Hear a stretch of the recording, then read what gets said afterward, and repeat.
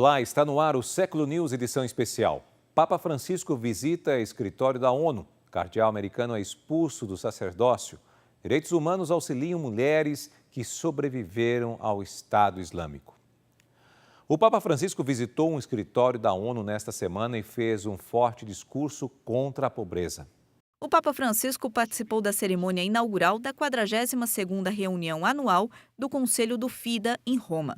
É uma agência da ONU que trabalha para acabar com a pobreza e a fome em áreas remotas de países em desenvolvimento. Antes do discurso do Papa, ele foi recebido pelo diretor-geral da FAO, José Graziano da Silva, e pelo primeiro-ministro da Itália, Giuseppe Conte, que expressaram sua solidariedade na luta contra a pobreza rural. O Papa até escutou essa performance musical da violinista e ativista Midori Goto.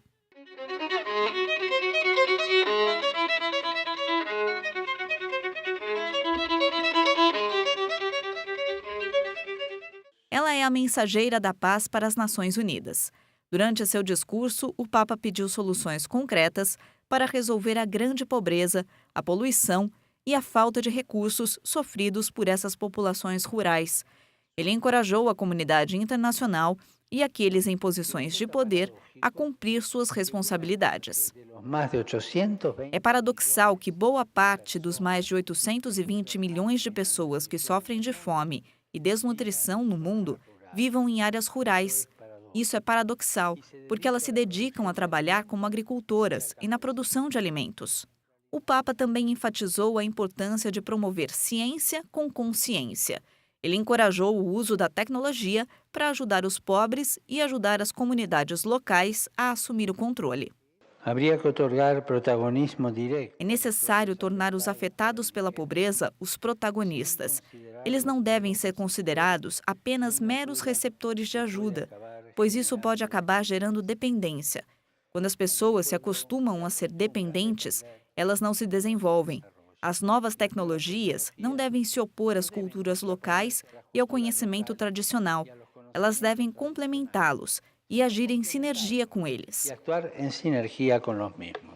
Como presente para o FIDA, o Papa apresentou uma escultura argentina de duas mãos amarradas, intitulada com uma frase em latim, Eis o homem.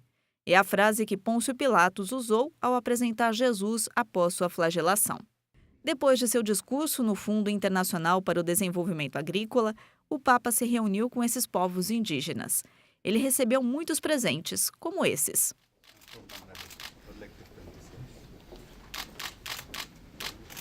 Olá, de Brasil, de la Amazônia. Ele ouviu um dos membros da delegação fazer um discurso antes de apresentar o seu próprio. Agradecemos profundamente los mensajes que ha dado al mundo en relación a nosotros. A presença de todos vocês aqui mostra que as questões ambientais são de extrema importância. Convida-nos a examinar mais uma vez o nosso planeta, ferido em muitas regiões pela ganância humana e conflitos armados que geram muitos males e infortúnios. Também é causado por catástrofes naturais que deixam dificuldades e devastação. Assim como por las catástrofes naturales que dejan a su paso penuria e devastação. A ONU estimou que os indígenas representam 15% dos pobres no mundo. No total, existem cerca de 370 milhões de indígenas em todo o mundo. O Papa também rezou uma missa para inaugurar o Congresso Livre do Medo, que ajuda a acolher migrantes. O Papa Francisco celebrou a missa no centro de Fraterna Domus, nos arredores de Roma. Foi para abrir o Congresso Livre do Medo. O Congresso está hospedando pessoas que ajudam a acolher os migrantes. A missa também contou com a presença de migrantes e refugiados do Centro Astale. É uma instituição com sede em Roma. Todos os anos, eles apoiam cerca de 21 mil pessoas para ajudá-las a recuperar sua dignidade, confiança e sonhos. As leituras da missa relembram o êxodo do povo de Israel e como ficaram aterrorizados quando os egípcios estavam correndo atrás deles.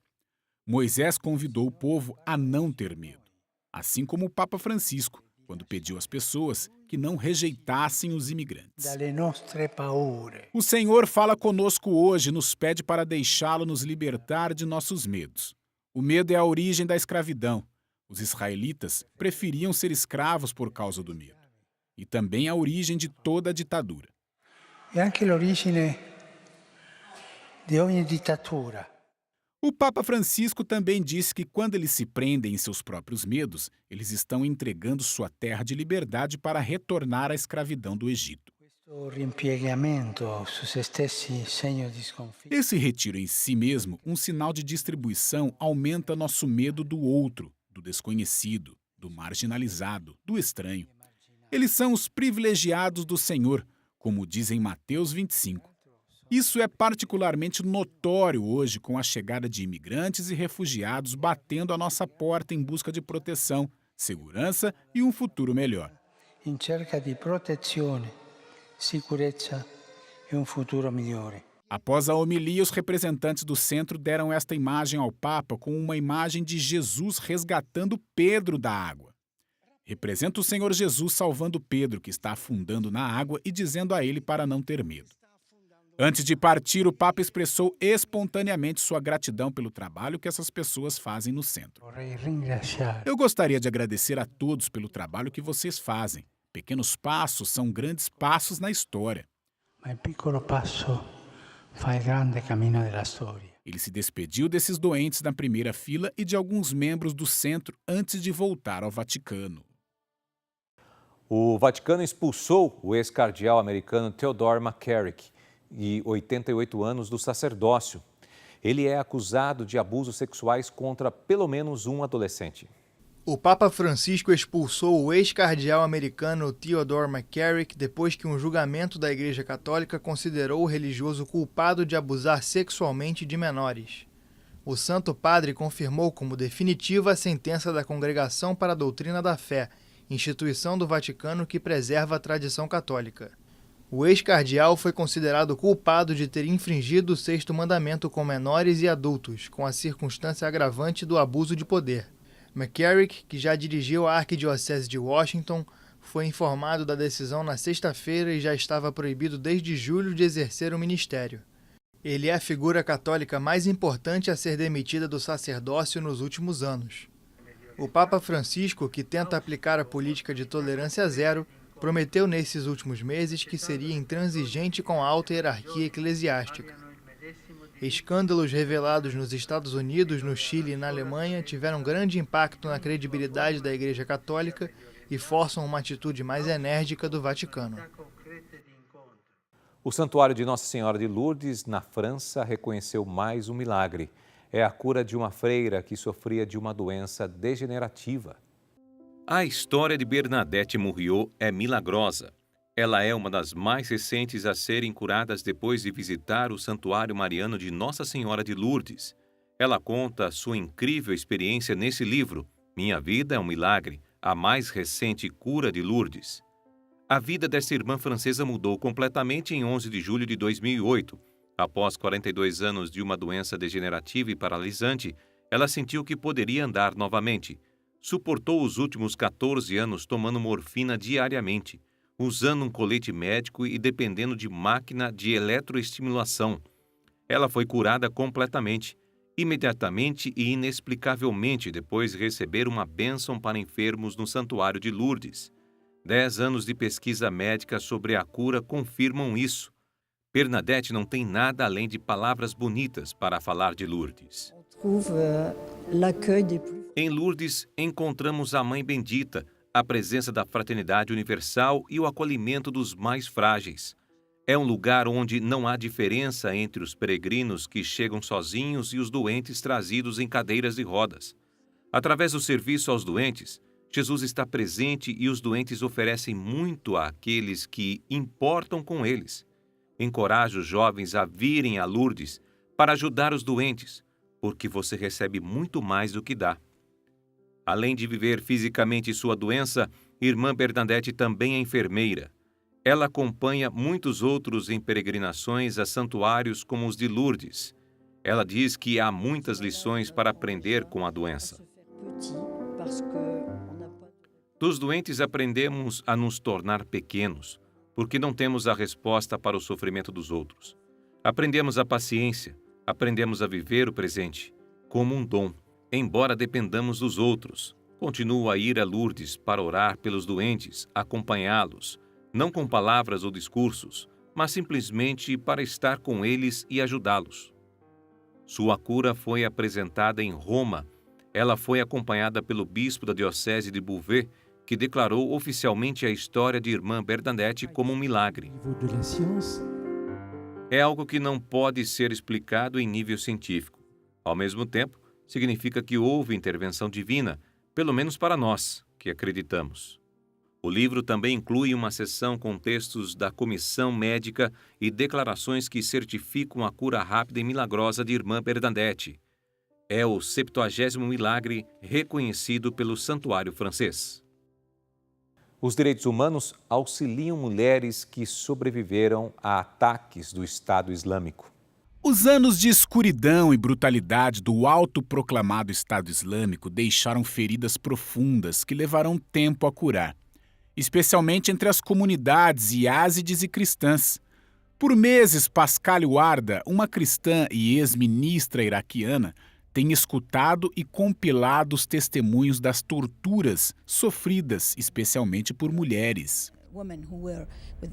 Garotas e mulheres cristãs estavam juntas e a maioria era torturada. Tudo o que ouvimos sobre os iázides também fizeram aos cristãos. Apenas os cristãos eram menos do que os iázides. Centenas dessas mulheres ainda estão desaparecidas. Algumas foram resgatadas dos últimos redutos remanescentes do Estado Islâmico. Os terroristas quase foram derrotados pelos militares. No entanto, ainda há medo de que eles voltem a atacar novamente se a mentalidade jihadista não for combatida na raiz. Esse espírito já existe. Os muçulmanos que não veem o próximo como irmãos, como cidadãos, como parceiros na mesma terra e com os mesmos direitos, podem fazer isso a qualquer momento. Pessoas de boa vontade não aceitarão isso. Mossul nunca esteve sem cristãos. Eles dizem, nós nunca vimos Mossul sem cristãos. Estamos muito tristes que os cristãos não estejam aqui. Existem comunidades que saíram juntas ou que se converteram para outra coisa, enquanto o Estado Islâmico estava lá. Em 2017, a cidade foi libertada das garras dos extremistas. No entanto, o retorno dos cristãos é lento, já que Mossul ainda está praticamente em ruínas. Pascal pede um compromisso político em que os direitos de todos os iraquianos sejam respeitados e reconhecidos. Desta forma, o país também pode ser reconstruído a partir do desastre moral. Temos que respeitar essa coabitação, essa convivência, essa irmandade. Isso porque sentimos que somos irmãos. Durante o Estado Islâmico, eu, de cristã de Bagdá, recebi muçulmanos xiitas e sunitas em minha casa para protegê-los e não deixá-los serem mortos. A ex-ministra iraquiana visitou Roma para participar de uma reunião sobre o futuro das minorias religiosas no Oriente Médio. Foi organizado pela Fundação de Promoção Social. E assim encerramos o Século News, edição especial de hoje. Nós voltamos no próximo sábado. Um bom fim de semana e até lá.